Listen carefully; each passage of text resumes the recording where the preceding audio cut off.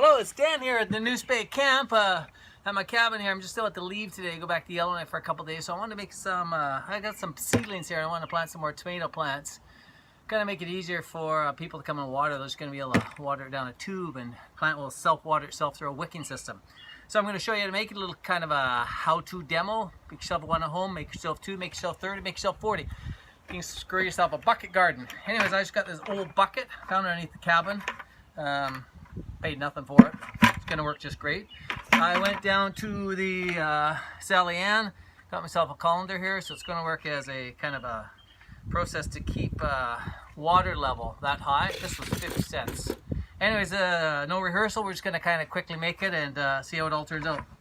Grab the hacksaw, just going to cut the handle. You want to just kind of pop in. Colander's at the bottom there. So it is sitting roughly about 5 inches high. So what I'm going to do is I'm going to take a drill bit just to kind of label where it is. It's up about there. So what we're going to do is we're going to drill some vent holes so that the roots can feed themselves. You can go buy yourself a fancy bit that drills plastic nicely, doesn't rip at all. This off my rigid gear is just perfect. This is the largest I'm using, a 1/2 inch. The more holes the better for it. So I just, on this bucket, I just started from the ridge here down. I'm just going to do 4 holes. I'm going to go all the way around. Like I said, no rehearsal. I'm just going to kind of whip this together. Use as much recycling product as we can.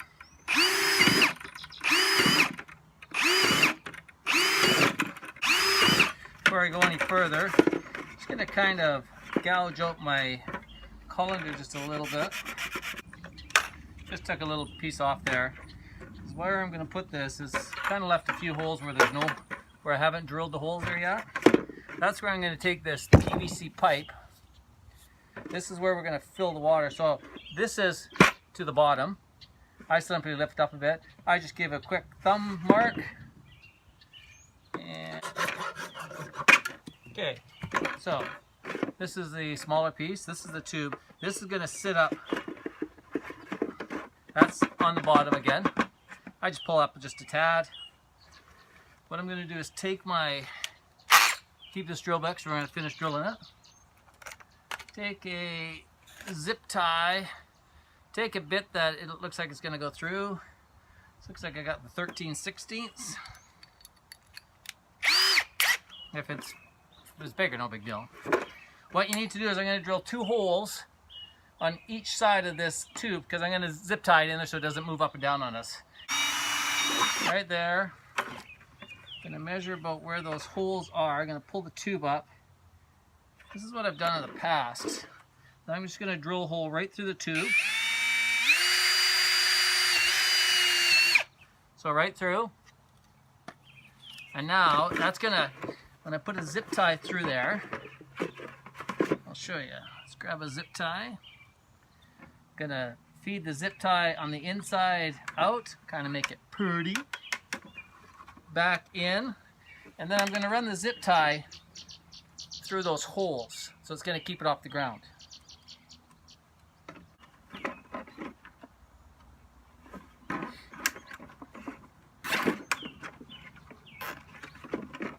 Now it's, I don't know, it's an inch off the ground, and it's kind of stuck in there. The colander's back in place, just like that.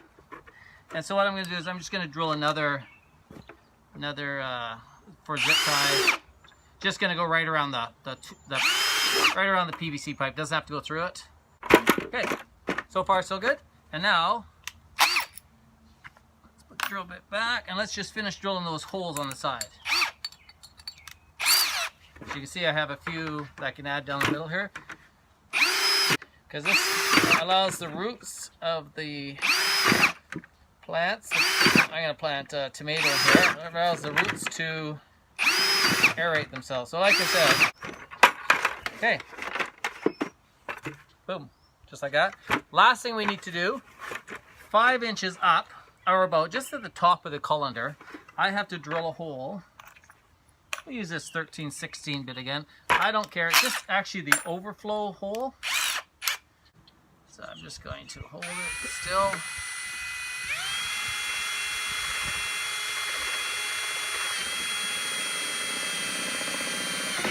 Okay, I went right into the PVC pipe. Totally fine. There. So now when we fill up top, when it gets to that level, it's going to the overflow on the top. So we know when to stop watering. So far, so good. I had just a bag that's from Extra Foods. Where I got this. Looks like probably had bought it one time. So this is going to go inside the bucket. Got the little PVC. We got a little bit of gap there. So one thing you can do is just kind of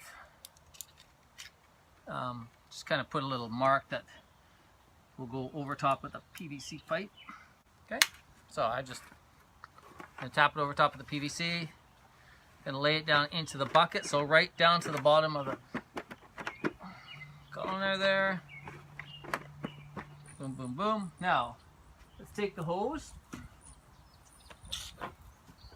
The spray, guys. So we're just gonna fill up. I'm gonna go right through the PVC pipe just to show you. So I'm gonna bring it right up. I'm gonna take it right up to where it's gonna come out that port.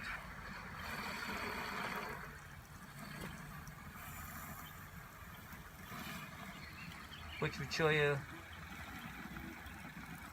so you can see it's kind of coming out the port there. I don't know if you guys can. So there it is. That would be full. And there's lots of water in here. So now I'm going to use a soilless soil, 45% peat moss, some vermiculite, that type of stuff in there. I use a Mix 4. This is the stuff I use. Home Depot has it. Canadian Tire has it. It's just this peat mossy material. So I just poured it in there, get it nice and wet.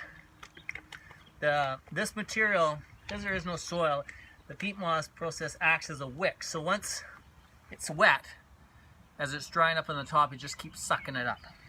But the mistake that some people have made is they put it in dry, then it doesn't act as its wick. It needs to be wet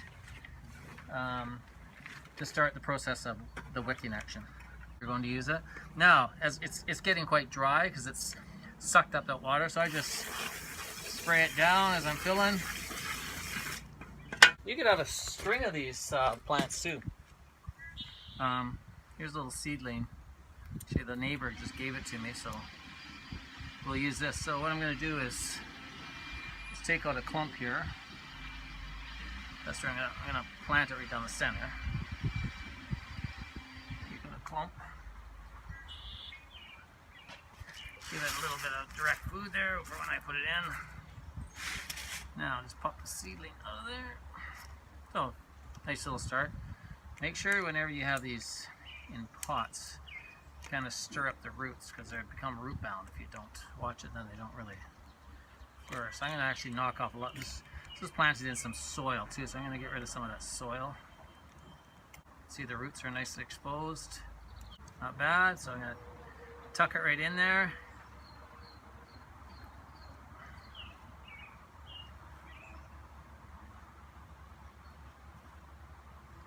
Seedling is starting to hold itself up.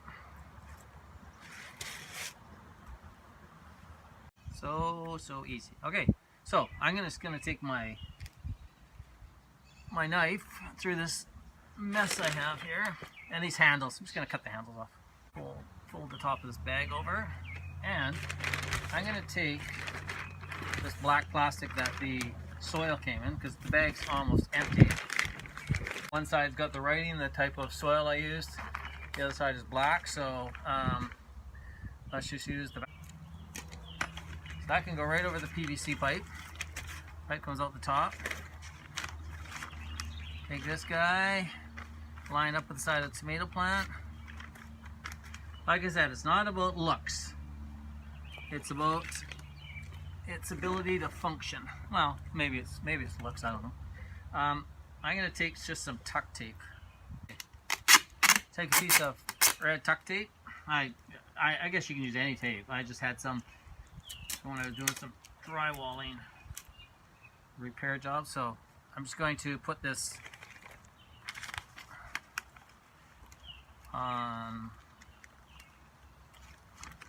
one side.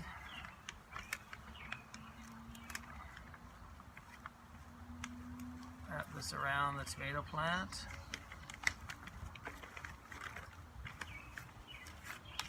And tape it on the, it's not open there. Beauty about this is you're not going to get any weeds in there, and it's going to keep the plant warm.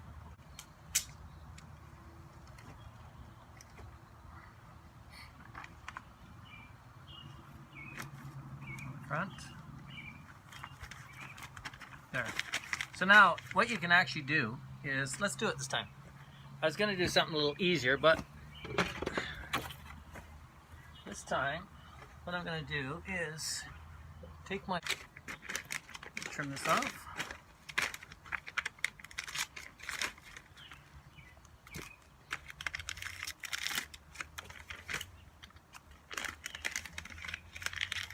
Okay. Here. Finished. Now, people just come along, to water it, they pour it in until it comes out the bottom. Happy gardening, everybody. Have a great day.